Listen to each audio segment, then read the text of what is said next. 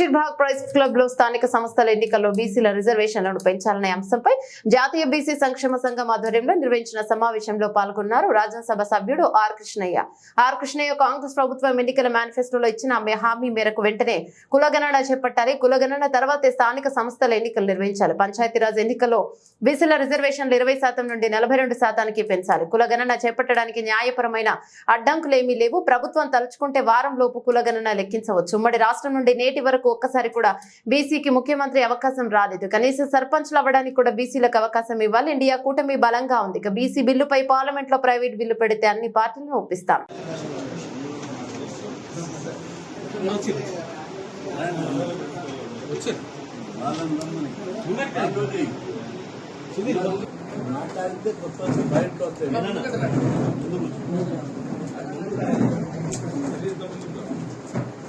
Krishna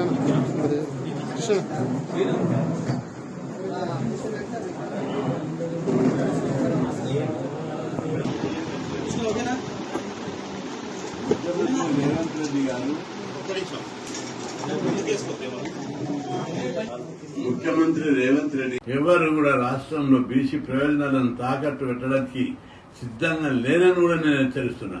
BC నాయకులందరూ ఎప్పుడు లేని విధంగా బీసీలలో చైతన్యం వచ్చింది. బీసీ సంఘాలన్నీ కూడా కులగణన జరిపి రిజర్వేషన్లు పెంచాలని తెగించి పోరాడుతున్నారు. ఈ తెగింపు పోరాటం అన్ని సంఘాల్లో ఉన్నది. వాళ్ళందరినీ కూడా నేను అభినందిస్తున్నా. ఇప్పుడు ఈ రిజర్వేషన్లు పెట్టినప్పుడు 86లో నేను ఒక్కడిని కొట్లాడాను. ఇప్పుడు చాలా సంఘాలు చాలా మంది నాయకులు కూడా తయారైనరు. ఇప్పుడు ఉద్యమం వస్తే ఈ ఉద్యమంలో ప్రభుత్వాలను కొట్టుకపోతాయని కూడా హెచ్చరిస్తున్నారు. ఆ విధంగా నాయకత్వం పెరిగింది, సంఘాలు పెరిగినాయి. బీసీలను గౌరవించాలి, లేకపోతే మాత్రం పెద్ద ఎత్తున యుద్ధమే జరుగుతుందని చెప్పి ప్రభుత్వాన్ని నేను హెచ్చరిస్తున్నాను. ముఖ్యమంత్రికి న్యాయపరమైన చట్టపరమైనటువంటి ఇబ్బందులు ఏమీ లేవని కూడా నేను హెచ్చరిస్తున్నాను. మనకు కావలసింది విల్ పవర్, స్పిరిట్, చేయాలన్న చిత్తశుద్ధి ఉంటే చేస్తారు. ఎందుకంటే అగ్రకులాల్లో బీదోళ్ళు 3% ఉన్నారు. కేంద్ర ప్రభుత్వము, బీజేపీ ప్రభుత్వము అగ్రకులాలకు రిజర్వేషన్ పెట్టాలంటే రిజర్వేషన్ల సిద్ధాంతానికి అది వ్యతిరేకం. అసలుంటిది 2 రోజుల్లో లోక్సభలో పెట్టిండ్రు, రాజ్యసభలో పెట్టిండ్రు, రాష్ట్రపతి సంతకం చేసిండ్రు. 50% మించొద్దంటే కూడా చట్టం చేసి అగ్రకులాలకు 10% రిజర్వేషన్ పెట్టారు. దాన్ని సుప్రీంకోర్టు ఏమన్నది? పరిస్థితులు ఒకటే రకంగా ఉన్నాయి, మారుతున్న కాలానికి అనుగుణంగా రిజర్వేషన్లు పెంచుకోవచ్చని ప్రకటించింది. అప్పుడు 50% సీట్లు తీసేశారు. ఇప్పుడు కూడా అదే సిద్ధాంతం, జనాభా లెక్కలుంటే పెంచుకోవచ్చని అదే సుప్రీంకోర్టు చెప్తుంది. చెప్పకపోతే మేము సుప్రీంకోర్టులో వాదించి మీరు అగ్రకులాలకు ఏ విధంగా రిజర్వేషన్లు ఇచ్చిరో బీసీ కులాలకు ఇవ్వాలి.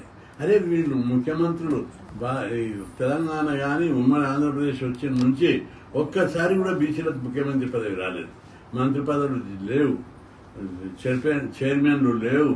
అరే మీరు ముఖ్యమంత్రులు మీరే, మంత్రులు మీరే, చైర్మన్లు మీరే, ఆఫీసర్లు మీరే. మా ఊళ్ళు బీసీలు సర్పంచులు కూడా కావద్దా? ఎందుకు ఇంత కడుపుమంటే మీకు? గ్రామాలలో మా వాళ్ళు చదువుకున్నారు, నాయకత్వం పెరిగింది, సర్పంచులకు కూడా మీరు ఓర్వరా? అందుకే మా అన్నలకు, బ్రదర్స్కి అందరికి చెప్తున్నా, మాకు రిజర్వేషన్లు పెట్టడానికి అగ్రకులాలు కూడా సహకరించాలి, లేకపోతే అన్నదంలో పెంచాలి. కాబట్టి బీసీ రిజర్వేషన్లు 42 అన్నందుకు మేము 42 అంటున్నాం. యాక్చువల్గా అయితే జనాభా ప్రకారం 52 ఇవ్వాలి. మేము 52 కూడా అడుగుతలేము. మీరు అన్నమాట కట్టుబడి పెంచమంటున్నాం. లేకపోతే రాష్ట్రంలో కూడా పెద్ద ఎత్తున ఉద్యమాలు చేపడతాం. అప్పుడు ప్రభుత్వమే బాధ్యత వహించవలసి వస్తుంది. ఇంకా ఢిల్లీకి పోయి ఢిల్లీలో ధర్నాలు చేసి రాహుల్ గాంధీ కూడా కలిసి విజ్ఞప్తి చేస్తాం. ఇప్పుడు ప్రభుత్వంకి ఏమైనా ఇబ్బందులు ఉంటే పంచాయతీరాజ్ చట్టాన్ని సవరించాలి కేంద్రంలో. అక్కడ ఇండియా కూటమి బలంగా ఉంది. ఈరోజు మీరు ప్రైవేట్ బిల్లు పెడితే మేమంతా సహకరిస్తాం. బీసీలకు జనాభా ప్రకారం రిజర్వేషన్లు పెట్టాలని, పంచాయతీరాజ్ రిజర్వేషన్ పెట్టాలని, చట్టసభలో రిజర్వేషన్లు పెట్టాలని, పార్లమెంట్లో రాహుల్ గాంధీ నాయకత్వంలో బిల్లు పెట్టుండి మేము అన్ని పార్టీలను మేము కూడగట్టుకొస్తాం. అదేం పెద్ద బ్రహ్మ విద్యనా? అగ్రకులాలకు పెట్టినప్పుడు 3 రోజుల్లో చేశారు. బీసీలకు ఇంకా టైం ఉంది. ఒకసారి చేస్తే ప్రతి రాష్ట్రంలో లోకల్ బాడీ రిజర్వేషన్ విషయంలో కేసులు అవుతున్నాయి. ఏ ప్రభుత్వం, ఏ పార్టీ, ఏ నాయకుడు కూడా బీసీలను పట్టించుకోవడం లేదు. మధ్యప్రదేశ్లో కేసులు వేశారు, ఉత్తరప్రదేశ్లో కేసులు వేశారు, దేశంలో కేసులు వేశారు. బీసీలు అంటే చిన్న చూపు చూస్తున్నారు. బడ్జెట్ ఇవ్వరు, రిజర్వేషన్లు పెంచరు, సర్పంచులు కానివ్వరు. ఇదేమన్నా ఎవరిదాన్ని జాగిరా అని చెప్పి నేను హెచ్చరిస్తున్నా.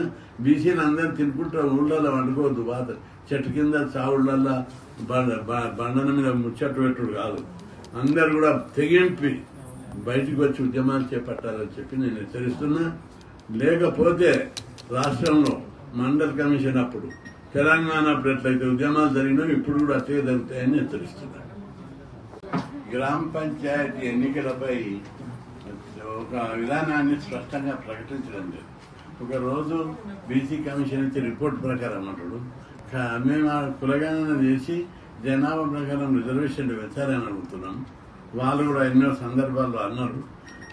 కామారెడ్డి డిక్లరేషన్లో బీసీలకు పంచాయతీరాజ్ రిజర్వేషన్లను 20% నుంచి 42%కు పెంచామని డిక్లేర్ చేశారు. అదేవిధంగా కాంగ్రెస్ పార్టీ ఎన్నికల మేనిఫెస్టోలో వాళ్ళు ఎట్టి పరిస్థితుల్లో పంచాయతీరాజ్ రిజర్వేషన్లను 42% పెంచామని లిఖితపూర్వకంగా ఇప్పటికీ వాళ్ళ మేనిఫెస్టో ఉంది. అదేవిధంగా కాంగ్రెస్ పార్టీ అగ్రనేత యువ నాయకుడు రాహుల్ గాంధీ దేశమంతటి ఇక్కడనే దేశం అంతటా తిరిగి బీసీలకు జనాభా ప్రకారం రిజర్వేషన్లు పెంచుతామని ప్రకటించారు. ఒకసారి కాదు, 10 సార్లు. కానీ ముఖ్యమంత్రి రేవంత్ రెడ్డి గారు, మంత్రివర్గ సభ్యులు బీసీ రిజర్వేషన్ల విధానం లోపల డబల్గా మారుతున్నారు. అప్పుడు అసెంబ్లీ ఎన్నికలు కాగానే ఏమన్నారు, పంచాయతీరాజ్ రిజర్వేషన్లో పోతామన్నారు. మేమందరం బీసీ సంఘాలను గట్టిగా బెదిరించాం. ఎట్లా పోతాం, 42% అంటే కులగణన చేయాలి, ఆ తర్వాత పెంచాలి, పోవాలి అని చెప్పాం. పార్లమెంట్ ఎన్నికలు కాగానే మరోసారి కూడా అదేవిధంగా డబల్గా ముంచటం మాట్లాడారు. అయితే మేమందరం గట్టిగా బెదిరించాం. మొన్న 2 సార్లు మీటింగ్ పెట్టాడు ముఖ్యమంత్రి గారు. ఏమని, బీసీ రిజర్వేషన్లపై ఎట్లా చేయాలి, పాత విధానాన్ని కొనసాగించాలన్నా పెంచాలన్నా, పెంచితే లీగల్ గా చట్టపరంగా ఏమి ఇబ్బందులు వస్తాయి.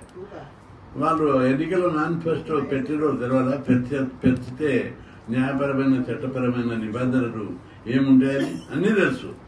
కాబట్టి మేమేం ఒకటే అడుగుతున్నాం, చట్టపరంగా న్యాయపరంగా సుప్రీంకోర్టు అనేక సార్లు జడ్జిమెంట్ ఇచ్చింది.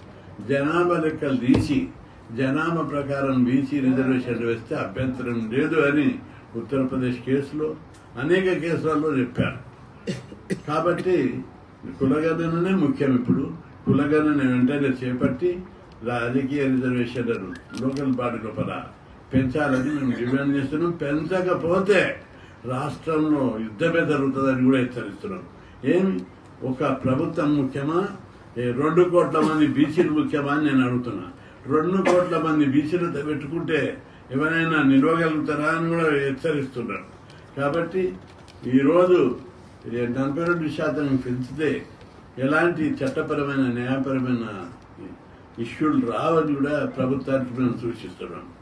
వెంటనే కులగణన చేపట్టాలి. ఎన్నికలు జరిగి 8 నెలలు అవుతుంది.